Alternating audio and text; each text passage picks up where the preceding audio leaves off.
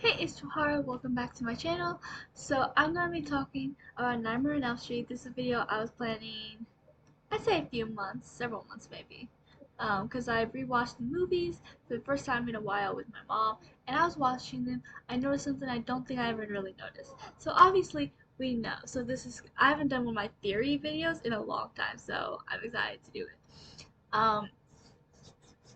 And so we all know that Alice had a power, a special power that not many people had, where she was able to bring other people into her dreams. And then when she was about to die, she gave her power to Alice. So she had that power. She was able to bring people into her dreams, and she was also able to control her dreams to fight Freddy Krueger in them. But Nancy has a gift, I believe, because we don't really see anyone else be able to do this. Um, so she has, I believe, she has this power to be able to. It's kind of the opposite of their power. Like they can bring people or things into their dream. She can um bring things from the dream world to the real world. I mean, you see her do it a lot in the first movie. I don't think you really see her do it in the third movie because it's mostly focusing on Alice's gift, or not Alice, what? Kristen's gift. That's her name, right? Kristen, I think, yeah. Um, and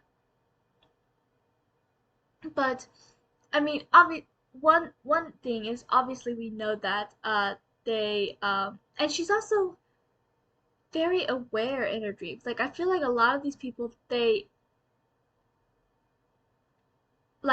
know like subconsciously that's dream, but still it's hard to explain. Like for example, when she burns herself to wake her up, like we never see anyone else be able to do something like that. Like she was smart enough. She was like, no, this is my dream. I take control. So she burned herself to wake herself up. Um, but we know that if you die in the dream world, you die in real life. But she's the only person that I can think of off the top of my head that injured herself in the dream world and still and had that injury in real life.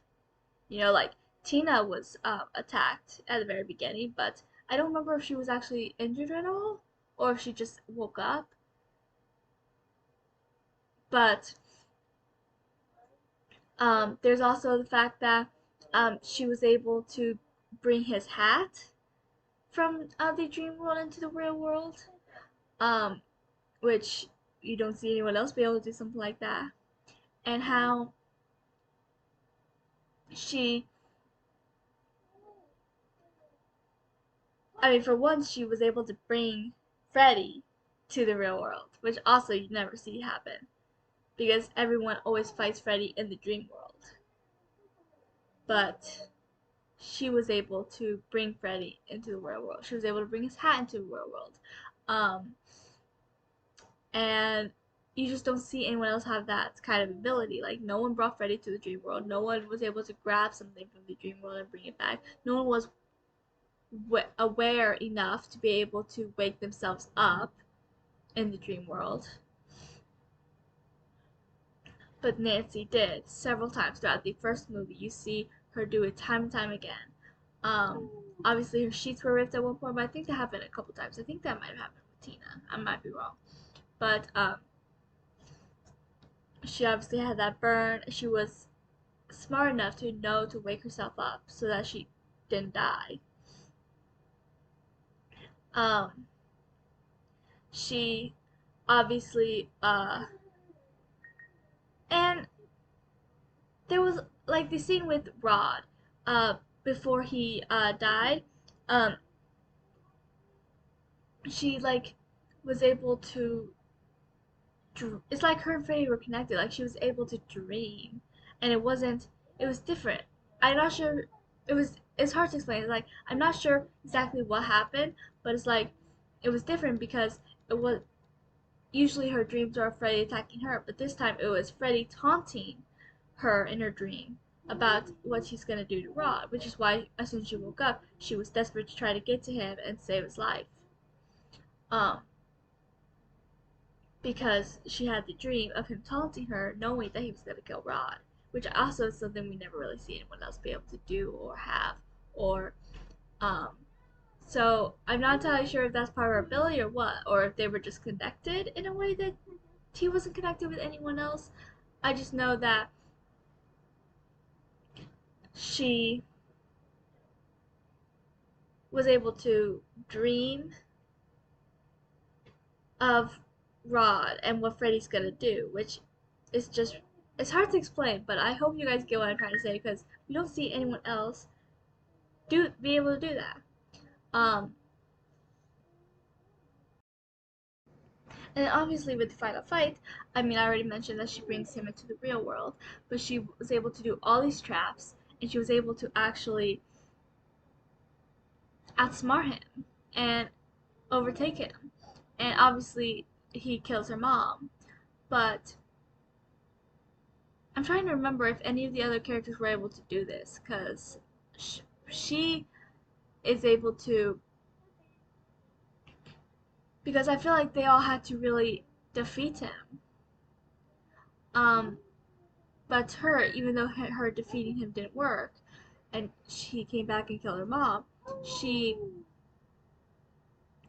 um was so angry at this point she chose to forget about him. She chose because her fear of him, her anger of him, her thinking of him is what gives him power, which is why he was able to come back in the fourth movie because Kristen couldn't leave him alone. She couldn't stop being afraid of what he might do. Um, but in this moment, it's different than actually let it, like, in this moment. I mean, it's one thing for like in the third movie for them to defeat Freddy and then um to just let it go afterwards because things are back to normal, things are okay, things are good. Obviously Kristen couldn't, which is why her and the three other two people that survived third movie got killed, and then other people got killed too.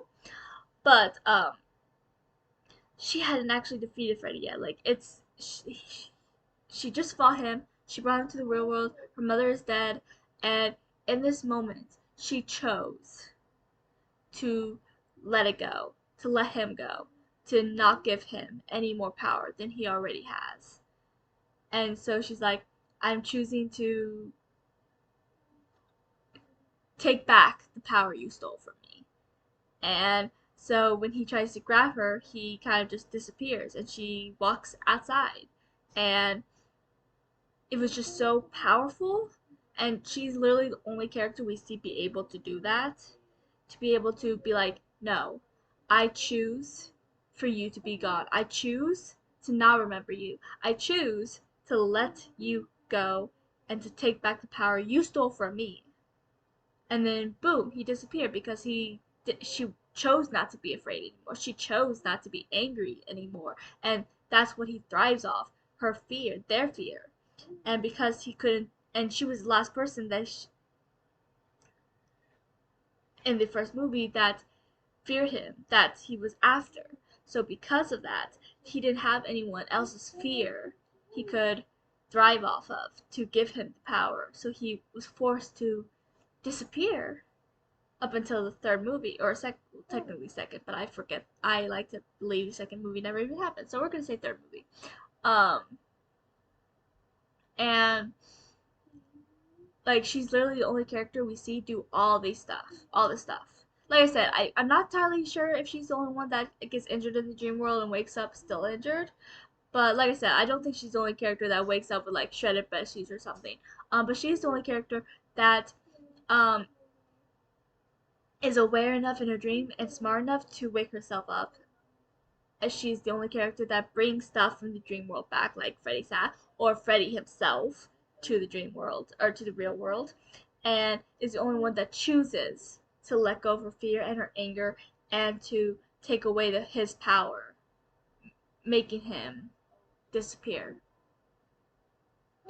And she's literally the only character we see be able to do all of this, and is brilliant and is powerful, which is why even though they make an emphasis that Kristen and then later Alice have this gift, have this power, I think she does too. I don't think she ever really realized it, that she's different than most of these people because that she can do these things with Freddy that other people can't. Um, but yeah, so Please like, subscribe, and comment if you agree, if you think Nancy has a special power that none of us realize. And I'll talk to you guys next time.